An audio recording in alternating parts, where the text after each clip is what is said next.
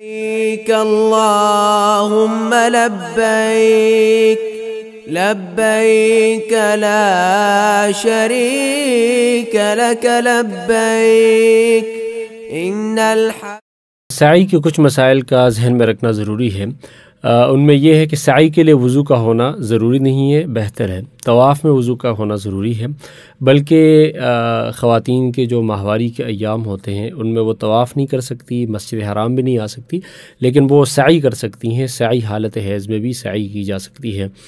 طواف سے فارغ ہونے کے بعد اگر سعی میں آپ تاخیر کرنا چاہتے ہیں، کسی وجہ سے آرام کرنا چاہتے ہیں، تو اس کی بھی گنجائش ہے۔ البتہ بہتر یہ ہے کہ دونوں ساتھ ساتھ کیے جائیں۔ الطواف کے بغیر سعی نہیں ہو سکتی۔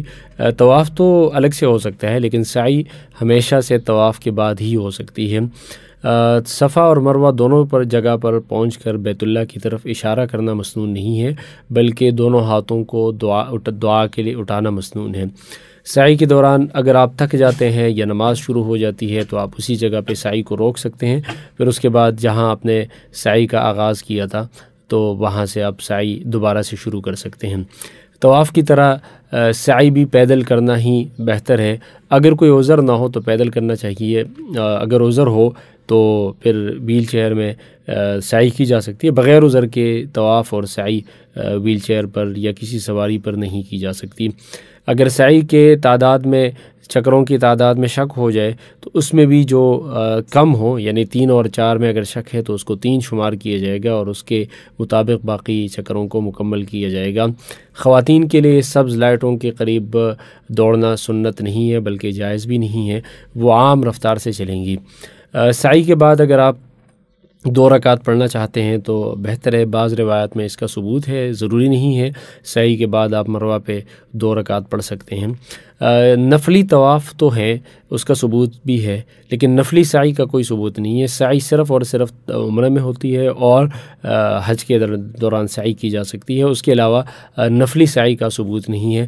سعی کے دوران اصطباع بھی سنت نہیں ہے، یعنی طواف کے دوران آپ نے اپنا دایاں کندھا جو ہے وہ کھلا رکھا تھا، اب جب آپ سعی کرنے کے لیے پہنچیں گے تو اس کو چھپا دیں گے۔ سعی کے دوران اصطباع سنت نہیں ہے۔ سعی کے مکمل ہو جانے کے بعد اب آخری جو واجب رہتا ہے وہ حلق یا قصر ہے، اور اس لیے یا تو آپ بالوں کو استرے سے منڈوائیں گے اور یا کینچی سے اس کو کاٹیں گے، لیکن استرے سے اس کا حلق کرنا افضل ہے۔ حضور اکرم صلی اللہ علیہ وسلم نے بال منڈوانے والوں کے لیے 3 دفعہ دعا کی ہے، اللہم ارحم المحلقین، اور بال کٹوانے والوں کے لیے 1 دفعہ حضور صلی اللہ علیہ وسلم نے دعا کی والمقصرین کہہ کر۔ تو اس لیے قرآن مجید میں بھی جہاں پر حلق اور قصر کا ذکر آیا ہے تو محلقین منکم و مقصرین، محلقین کا ذکر پہلے آیا ہے، اس لیے حلق کرنا زیادہ افضل ہے۔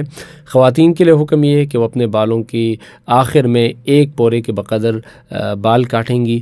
خود بھی کاٹ سکتی ہیں، کسی محرم سے یا شوہر سے بھی کٹوا سکتی ہیں، کسی نامحرم سے جو کہ سعی کے باہر لوگ کڑے ہوتے ہیں، تو خواتین کا کسی نامحرم سے بال کٹوانا جائز نہیں ہے۔ حلق تو کرنا افضل ہے۔ قصر اس وقت جائز ہے جب آپ کے بال انگلی کے 1 پورے سے زیادہ ہوں، اور قصر کے لیے آپ 1 پورے کے بقدر بال کٹوا دیں۔ اگر آپ کے بال 1 پورے سے کم ہیں تو اس وقت پھر قصر جائز نہیں ہے، پھر حلق ہی متعین ہے اور پھر بال منڈوانے ہوں گے۔ اس کی فضیلت کے بارے میں حضرت عبداللہ بن عمر رضی اللہ عنہ کی حدیث ہے کہ حضور اکرم صلی اللہ علیہ وسلم نے ارشاد فرمایا کہ ہر ایک بال کے بدلے میں 1 نیکی ملتی ہے اور 1 گناہ کو معاف کر دیا جاتا ہے۔ یہ بہت افضل عمل ہے۔ البتہ بعض حضرات ایسا کرتے ہیں کہ وہ سر کی کسی بھی جانب سے، کسی بھی کونے سے 2-4 بال کاٹ لیتے ہیں۔ اس طریقے سے احرام ختم نہیں ہوتا، احرام کی پابندی ختم نہیں ہوتی۔ اس لیے یا تو سر کے بال پورے منڈوا دیں یا اس طرح سر کے بال کٹوائیں کہ پورے سر کے بال 1 پورے کے بقدر کٹ جائیں، اور اس کے علاوہ کوئی اور صورت جائز نہیں ہے، ورنہ تو آپ احرام سے نہیں نکلیں گے اور احرام کی پابندیوں کی وجہ سے آپ پر دم لازم ہو سکتا ہے۔ بالوں کا کاٹنا حرم کے حدود میں ہی ضروری ہے، حرم کے حدود کے باہر نہیں کاٹ سکتے۔ اگر حرم کے حدود کے باہر آپ چلے گئے تو دوبارہ سے حرم کے حدود میں آ کر ہی اس کو کاٹنا ضروری ہے۔ اگر آپ کے عمرہ کے افعال مکمل ہو گئے ہیں تو آپ کسی اور کے بال کاٹ سکتے ہیں، اگر اس کے بھی افعال مکمل ہو گئے ہیں، صرف حلق یا قصر باقی ہے تو آپ اس کے بال کاٹ سکتے ہیں اور اس کے سر کے اوپر اس طرح بھی پیر سکتے ہیں۔ اگر کسی آدمی کے سر پر بال نہ ہو، مثال کے طور پہ وہ قدرتی گنجا ہو یا اس نے بالکل کل پرسوں اس نے حلق کر کے سر کے بال منڈوا دیے ہیں، تو پھر وہ خالی استرے کو اپنے سر کے اوپر اس طرح سے پیرے گا، بے شک اس میں بال نہ آئے لیکن خالی استرے کو پیرنا پھر لازمی ہے تاکہ وہ صرف حلق کرنے والوں کے ساتھ ایک طرح سے تشبہ ہو جائے۔ یہ سارے افعال جب آپ کر لیں گے، آخر میں حلق یا قصر بھی کر لیں گے، اس طریقے سے آپ کا عمرہ مکمل ہو گیا، احرام کی پابندیاں ختم ہو گئیں۔ اب آپ احرام اتار سکتے ہیں، سلے ہوئے کپڑے پہن سکتے ہیں، وہ ساری چیزیں جائز ہو گئیں جو احرام کی وجہ سے آپ کے لیے ناجائز ہو گئی تھی۔ اب آپ عمرہ ختم ہونے کے بعد جو باقی وقت ہے اس میں نفلی طواف بھی کر سکتے ہیں اور مکہ مکرمہ کے اس قیام کو غنیمت جانتے ہوئے زیادہ سے زیادہ طواف کرنے چاہیے اور کوشش کرنی چاہیے کہ زیادہ سے زیادہ نمازوں کو مسجد حرام میں ادا کیا جائے۔ ایک نماز پہ 1,00,000 نمازوں کا ثواب ملتا ہے۔ دیگر نوافل کا بھی خوب اہتمام کرنا چاہیے، زیادہ سے زیادہ وقت مسجد حرام میں گزارنا چاہیے، اعتکاف کی نیت سے مسجد حرام میں رہنا چاہیے، صدقہ خیرات کا اہتمام کرنا چاہیے، دوسروں کی خدمت کرنی چاہیے۔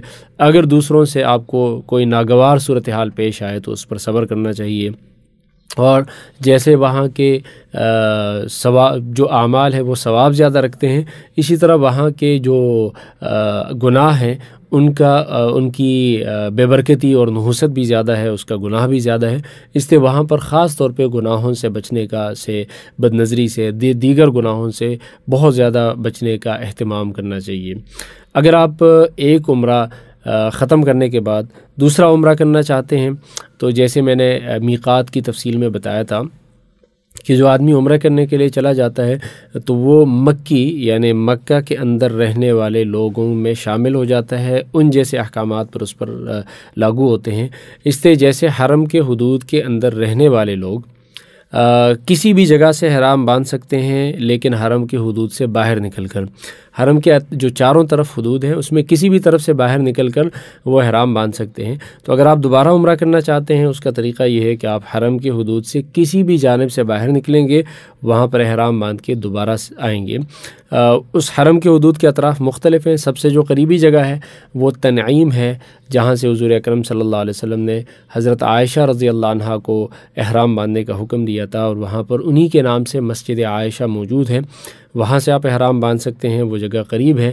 خود حضور اکرم صلی اللہ علیہ وسلم نے طائف سے آتے ہوئے مقام جعرانہ سے ایک دفعہ احرام باندھا تھا، اس لیے دونوں میں سے کسی بھی جگہ سے یا حل میں یعنی حرم کی حدود سے باہر کسی بھی جگہ سے آپ احرام باندھ سکتے ہیں، اور احرام باندھ کر دوبارہ سے آپ تلبیہ پڑھ لیں گے، اور اسی طریقے سے جیسے عمرے کی تفصیلات کا ذکر کیا گیا اسی طریقے سے آپ اپنے عمرے کو مکمل کریں گے۔ عمرہ سال میں کسی بھی وقت کیا جا سکتا ہے، لیکن جو حج کے مخصوص ایام ہیں 8، 9، 10، 11 اور 12 ذی الحجہ، یہ جو 5 دن ہیں ان کے اندر عمرہ کرنا مکروہ تحریمی ہے۔ ایک اور سوال عام طور پہ لوگ پوچھتے ہیں کہ جی زیادہ طواف کرنا افضل ہے یا عمرے کرنا افضل ہے؟ تو طواف کرنا زیادہ افضل ہے، لیکن اس کا مطلب یہ نہیں ہے کہ آدمی 1-2 طواف کر لے اور اس کے بعد باقی طواف سے کوئی اور طواف نہ کرے اور وہ یہ سمجھے کہ میں نے افضل عمل کیا۔ اس کا مطلب یہ ہے کہ اگر آپ 1 گھنٹے میں عمرہ کرتے ہیں اور اس کے بجائے اگر آپ 1 گھنٹہ مسلسل طواف کرتے جائیں تو وہ اس سے افضل ہے۔ یہ مطلب نہیں ہے کہ 1 گھنٹے میں آپ 20 منٹ میں طواف کر لیں اور پھر 40 منٹ ویسے ہی کسی اور کام میں مشغول رہیں اور آپ یہ سمجھیں کہ یہ عمرے سے افضل ہے۔ عمرے سے افضل طواف تب ہے جب اس پورے وقت میں طواف کیا جائے، تو اس لیے عمرے کی فضیلت اپنی جگہ پر ہے، طواف کی فضیلت اپنی جگہ پر ہے، تو اس لیے طواف پر زیادہ سے زیادہ وقت خرچ کرنا چاہیے، لیکن عمرے کے لیے بھی جانا چاہیے۔ عموماً طواف عمرے سے زیادہ افضل ہے اگر اس سارے وقت کو طواف کے اندر صرف کیا جائے۔ اس پوری تفصیل میں خواتین کے لیے کوئی زیادہ فرق نہیں ہے، صرف احرام میں فرق ہے کہ خواتین کے لیے سلا ہوا لباس پہننا جائز ہے، ان کے لیے سر چھپانا ضروری ہے، اسی طرح چہرہ کھلا رکھنا ضروری ہے۔ پھر طواف کے اندر اصطباع خواتین کے لیے نہیں ہے، رمل نہیں ہے، سعی کے دوران دوڑنا میلین اخضرین کے دوران وہ عورتوں کے لیے ضروری نہیں ہے۔ اس طرح کے کچھ فرقوں کے علاوہ باقی اکثر مسائل میں خواتین اور مردوں میں فرق نہیں ہے، دونوں کا طریقہ ایک ہے۔ جو نابالغ بچے ہوتے ہیں، چھوٹے چھوٹے بچے، ان کو ہم عام طور پہ کبھی ہم عمرے کے لیے لے جاتے ہیں، تو یہ دو طرح کے بچے ہوتے ہیں۔ ایک تو وہ بچے ہوتے ہیں جو سمجھدار ہوتے ہیں اور وہ خود افعال ادا کرتے ہیں، تو ان کا حکم یہ ہے کہ بڑوں کی طرح وہ زبان سے نیت کر لیں گے، تلبیہ پڑھ لیں گے، احرام باندھیں گے، عمرے کے جتنے افعال وہ خود کر سکتے ہیں خود کر لیں گے۔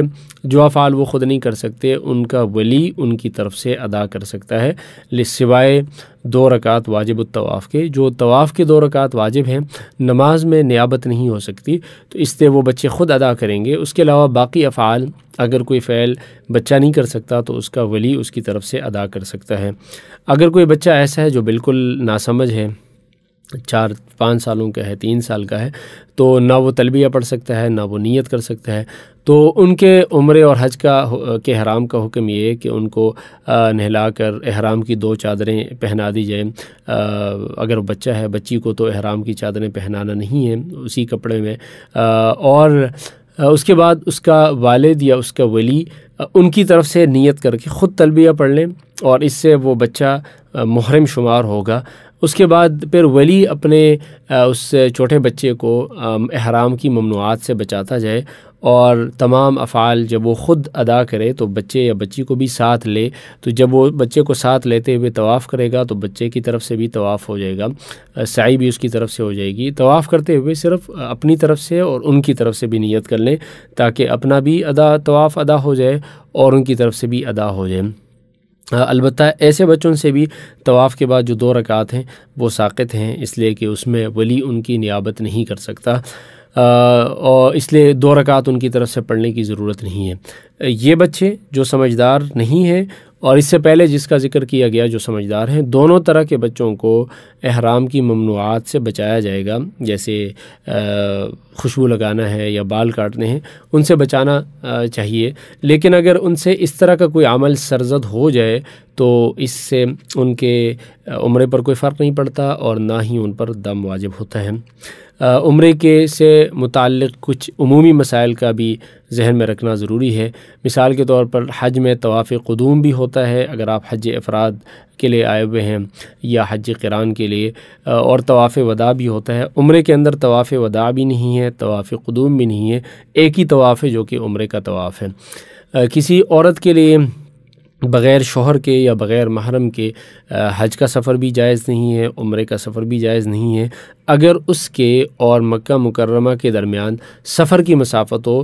سفر کی مسافت جو آج کل کے حساب سے تقریباً 78 کلومیٹر کے لگ بھگ بنتی ہے، تو اتنی مسافت اگر عورت کے گھر اور بیت اللہ کے درمیان ہو تو بغیر محرم کے اس کے لیے جانا جائز نہیں ہے۔ اگر وہ بغیر محرم کے جائے گی تو عمرہ یا حج اس کا ادا ہو جائے گا، لیکن وہ اس کی وجہ سے گنہگار ہوگی۔ احرام کے دوران آپ احرام کے کپڑے اتار بھی سکتے ہیں، غسل بھی کر سکتے ہیں، اس کو بدل بھی سکتے ہیں، اس کو دھو بھی سکتے ہیں۔ اس میں عمرہ کرنے کے بعد آپ خوب دعاؤں کا اہتمام کرنا چاہیے اور اس وقت کو غنیمت سمجھتے ہوئے زیادہ سے زیادہ اعمال کی کوشش کرنی چاہیے۔ عام طور پہ کچھ لوگوں میں غلط طور پہ یہ بات مشہور ہو گئی ہے کہ حالت احرام میں اگر آپ کو زخم لگ جائے تو اس سے دم واجب ہوتا ہے۔ زخم لگنے سے نہ دم واجب ہوتا ہے نہ اس کی کوئی جزا واجب ہوتی ہے، اس بات کا حقیقت سے کوئی تعلق نہیں ہے۔ ویسے بھی عام حالات میں لڑائی جھگڑے کرنا، بد اخلاقی کرنا، گالی گلوچ کرنا یہ ویسی بھی نامناسب ہے، لیکن حالت احرام میں اس کی قباحت اور بڑھ جاتی ہے، اس سے احتراز بہت زیادہ لازمی ہے۔ اللہ تعالیٰ حج کے بارے میں فرماتے ہیں ولا فسوق لا رفث ولا فسوق ولا جدال فی الحج، کہ حج کے دوران جھگڑے اور اسی طرح آپس میں ایک دوسرے سے تکرار سے بچنا چاہیے۔ تو اس لیے حالت احرام میں ہمیں ان چیزوں سے بچنے کا خوب اہتمام کرنا چاہیے۔